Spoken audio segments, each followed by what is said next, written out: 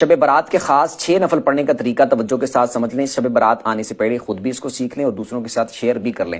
15 شعبان کی رات، شب برات کی جو رات ہوگی، جو وہ رات جب سٹارٹ ہوگی تو اس رات آپ نے مغرب کے بعد 6 نفل پڑھنے ہیں، 2 کر کے۔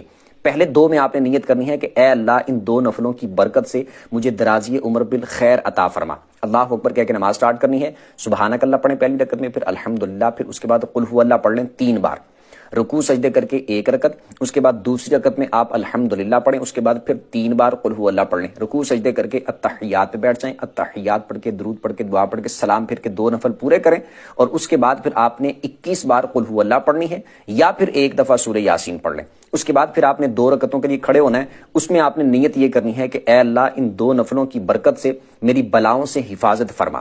اس کے بعد آپ نے اسی طرح سیم جس طرح پہلے میں نے بتایا 2 نفل پڑھنے ہیں، سیم اسی طریقے کے مطابق۔ پھر یہ 2 پڑھنے کے بعد آپ نے پھر 21 دفعہ قل هو اللہ پڑھ لینی ہے، یا پھر 1 دفعہ سورہ یاسین پڑھ لینی۔ اس کے بعد پھر آپ نے 2 اور پڑھنے کے لیے کھڑے ہونا ہے، اس میں آپ نے نیت یہ کرنی ہے کہ اے اللہ ان 2 نفلوں کی برکت سے مجھے اپنے سوا کسی کا محتاج نہ کرنا۔